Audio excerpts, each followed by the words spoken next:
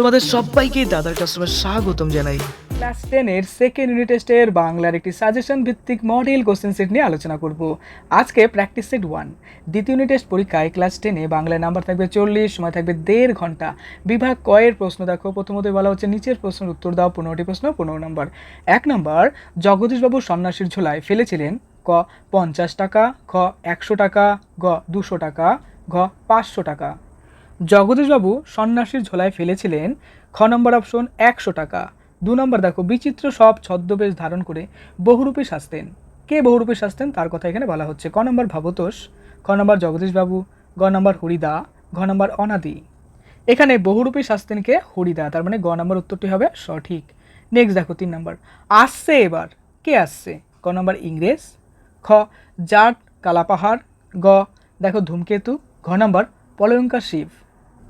আসছে এবার, এখানে কে আসছে? এখানে ঘ নম্বর পলয়ঙ্কার শিব আসছেন। 4 নম্বর দেখো, হল ঘরে মোট ঘাট নিয়ে বসে আছে। ক নম্বর জন তিনেক, খ নম্বর 3 4, গ নম্বর জন 5, ঘ নম্বর জন 6। হল ঘরে কজন বসেছিল? 6 জন, তার মানে সঠিক অপশন কি হবে? জন 6। এরপরে দেখো 5-এর প্রশ্ন, ধবজ ইন্দ্রচাপরি, ইন্দ্রচাপ কথার অর্থ কী? ইন্দ্রচাপ কথার অর্থ হলো দেবরাজ ইন্দ্রের ধনু। 6 নম্বর প্রশ্ন দেখো, হাসিবে মেঘবাহন, মেঘবাহন এর হাসার কারণটি কি? উত্তর দেখো, ইন্দ্রজিৎ জীবিত থাকতেও রাবণ যুদ্ধযাত্রা করলে তা মেঘবাহনের হাসির কারণ হবে। 7 নম্বর, হরিদা কখন জগদীশবাবুর বাড়ি গিয়েছিলেন? উত্তর হবে সন্ধ্যাবেলায় গিয়েছিলেন। 8 নম্বর দেখো, কাজী নজরুল ইসলামের প্রথম কাব্যগ্রন্থের নাম কি?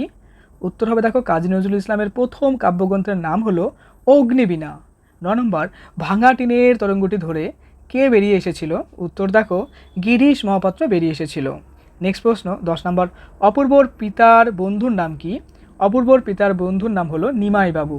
এরপরে 11 নম্বর, লোকটি কাশিতে কাশিতে আসিল, এটা বাক্য পরিবর্তন করতে হবে, প্রশ্নবোধক বাক্যে পরিণত করতে হবে। দেখো এক্ষেত্রে আমরা করব লোকটি কাশিতে কাশিতে আসিল নাকি, এখানে দেখো প্রশ্ন রেখে দিলাম নাকি দিয়ে। ওকে, নেক্সট দেখো 12 নম্বর, কাকাবাবু এই লোকটিকে আপনি কোনো কথা জিজ্ঞেস না করেই ছেড়ে দিন। কাকাবাবু কোন সমাজ? ব্যাসবাক্য সহ লেখো। কাকাবাবু, যিনি কাকা তিনিই বাবু, এটা হচ্ছে কি সাধারণ কর্মধারায়। নেক্সট 13 নম্বর, ধ্বংস দেখে ভয় কেন তোর? প্রশ্ন পরিহার করো, অর্থাৎ এখানে প্রশ্ন আছে সেটাকে উঠাতে হবে। অ্যান্সার দেখো, ধ্বংস দেখে তোর ভয় পাওয়ার কোনো কারণ নেই। এরপরে 14 নম্বর প্রশ্ন দেখো, তোরা সব জয়ধ্বনি কর, ব্যাসবাক্য সহ সমাস নির্ণয় করো। জয়ধ্বনি আমাদের করতে হবে। দেখো জয়ধ্বনি সমান সমান কী হবে? জয় সূচক ধ্বনি। এটা কি হবে? মধ্য পদলোপী কর্মধারায়। 15 নম্বর দেখো, তোমার কথা আমার চিরদিনই মনে থাকবে, জটিল বাক্যে পরিণত করতে হবে। কি হবে? আমার চিরদিনই যা মনে থাকবে তা হলো তোমার কথা, তার মানে কি তোমার কথা আমার চিরদিনই মনে থাকবে, এটাকে চেঞ্জ করলে কি হবে? আমার চিরদিনই যা মনে থাকবে তা হলো তোমার কথা। লক্ষ্য করার বিষয় এখানে যা এবং তা, দেখো এই দুটো দিয়েই কিন্তু এখানে জটিল বাক্য তৈরি হয়ে গেল। এরপরে বিভাগ ক্ষয়ের প্রশ্ন, প্রত্যেকটা প্রশ্নের জন্য দেখো নাম্বার রয়েছে 2 করে, যে কোনো 2টি প্রশ্নের উত্তর দিতে হবে। ক নাম্বার, তোরা সব জয়ধ্বনি কর। তোরা বলতে কাদের বোঝানো হয়েছে? কবি কাদের জয়ধ্বনি করতে বলেছেন, তারা কেন জয়ধ্বনি করবে? অবশ্যই ভালো করে প্রিপারেশন নিয়ে রেখো। দেখো খ নাম্বার, লোকটি কাশিতে কাশিতে আসিল, লোকটি কে?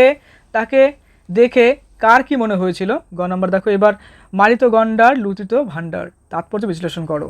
দেখো এই প্রশ্নগুলো মাধ্যমিকের জন্য কিন্তু খুব ইম্পর্টেন্ট। এই প্রশ্নগুলোর অ্যান্সার অনেকটা বড় হবে, যে কারণে আমি লিখলাম না, তুমি অবশ্যই পড়ে নিও বোর্ড থেকে।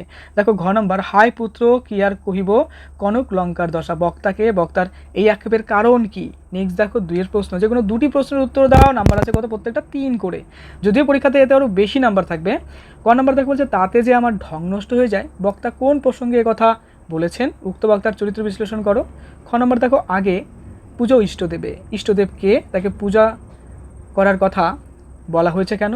গ নম্বর, আচ্ছা শুধু প্রতিহিংসা মন্তব্যটি কার, এরূপ মন্তব্যের কারণ কি? এরপরে ঘ নম্বর, গিরিশ মহাপাত্রের পোশাক পরিচ্ছেদ বেশভূষার পরিচয় দাও। এরপরে দেখো 3-এর প্রশ্ন, যে কোনো একটি প্রশ্ন উত্তর দাও, নাম্বার রয়েছে 5। ক নম্বর, সপ্তাহে বড়জোর একটা দিন বহুরূপী সেজে পথে বের হন হরিদা, বহুরূপী গল্প অবলম্বনে হরিদার চরিত্রটি আলোচনা করো। এক্ষেত্রে কিন্তু পরীক্ষায় খুব দেয়, এই যে চরিত্রগুলো কিন্তু খুব দেয়, যেমন ধরো ইন্দ্রজিতের চরিত্র কিন্তু বর্ণনা করতে বলা হয়। তারপরে দেখো খ নম্বর, অভিষেক কাব্যাংশ অবলম্বনে ইন্দ্রজিতের চরিত্র বর্ণনা করো। অনেক সময় দেয় বীর ভাব চরিত্র বর্ণনা করো। আর এই টাইপের প্রশ্নগুলো পড়লে পরে কিন্তু দেখবে সেই কবিতা বা গল্প সম্পর্কে কিন্তু একটা স্বচ্ছ ধারণা পাওয়া যায়। আর সেক্ষেত্রে কিন্তু বানিয়ে বানিয়ে যে কোনো প্রশ্ন লেখা যায়। দেখো 4-এর ইম্পর্টেন্ট প্রশ্ন, যে কোনো একটি প্রশ্নের উত্তর দাও। 5 নাম্বার আছে, ক নাম্বার তোর আসল লজ্জা জলে আসল গর্বও জলে। কোনের কোন কথার পরিপ্রেক্ষিতে এই কথা বলা হয়েছে? তার আসল লজ্জা ও আসল গর্ব এমন বলার কারণ কি? খ নাম্বার আরেকটি ইম্পর্টেন্ট প্রশ্ন, দেখো যন্ত্রণাকে বোঝ, ওটাকে কাজে লাগাতে শেখ, ওটাকে হারিয়ে দে, তাৎপর্য বিশ্লেষণ করো। গ নাম্বার বিষ্ণুধর চূর্ণ বিচূর্ণ কথা বলার ক্ষমতা নেই, বিষ্ণুধর কে, সে কথা বলার ক্ষমতা কিভাবে হারালো? তারপরে বিভাগ ঘয়ে দেখো বলছে যে কোনো একটি প্রশ্নের উত্তর দেওয়ার নাম্বার আছে 5। ক নাম্বার রক্তদান জীবনদান শিবির বিষয়ক একটি প্রতিবেদন রচনা করো। খ নাম্বার তোমাদের বিদ্যালয়ে অনুষ্ঠিত বার্ষিক ক্রীড়া প্রতিযোগিতা বিষয়ক একটি প্রতিবেদন রচনা করো। প্রতিবেদনের একটা ফরম্যাট হয়, সেই ফরম্যাটটা অবশ্যই ফলো করো আর বানিয়ে বানিয়ে লেখার চেষ্টা করো।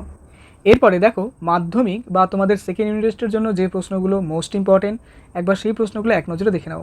বহুরূপের কোন প্রশ্নগুলো খুব ইম্পর্টেন্ট? দেখো যেগুলো লাল কালার সেগুলো মোস্ট ইম্পর্টেন্ট। ওকে, মাধ্যমিকের জন্য কিন্তু এই প্রশ্নগুলো খুব ইম্পর্টেন্ট। এমন করে প্রিপারেশন নাও ইউনিট টেস্ট থেকে যেন মাধ্যমিকটাও তোমার অনেকটা কভার হয়ে যায়। একটু ভালো করে পড়ো, তাহলেই হবে। প্রত্যেকটা গল্প কবিতা বুঝে বুঝে পড়বে। দেখো এখানে অনেক প্রশ্ন কভার করা আছে। অভিষেক থেকে কোন প্রশ্নগুলো ঘুরিয়ে ফিরিয়ে দেয়? দেখো অভিষেকের এই প্রশ্নগুলো কিন্তু খুব ইম্পর্টেন্ট। অবশ্যই টেস্ট পেপারটা ফলো করবে, যেহেতু সামনে মাধ্যমিক দেবে। এই প্রশ্নগুলো প্রিপারেশন নিয়ে রাখতে পারো, তোমাদের ইউনিট টেস্টের জন্য কিন্তু খুব ইম্পর্টেন্ট। কারণ ইউনিট টেস্টে কমন দেওয়াটা খুব চাপের ব্যাপার, কারণ প্রত্যেকটা স্কুলের একটা আলাদা আলাদা প্রশ্নপত্র হয়। দেখো সিরাজদৌলার এই প্রশ্নগুলো ইম্পর্টেন্ট। নেক্সট দেখো, যত রকমের প্রশ্ন হয় টোটাল কালেকশন এখানে পাবে। বিগত বছর বা বিভিন্ন পরীক্ষায় এসছে টেস্ট পেপারের কালেকশন বলো, বলে উল্লাসে দেখো এই প্রশ্নগুলো খুব ইম্পর্টেন্ট। অবশ্যই প্রিপারেশন নিয়ে রেখো। আর বাংলাতে আমি যেটা মনে করি কবিতা গল্প ভালো করে বোঝো আর বানিয়ে বানিয়ে লেখার চেষ্টা করো।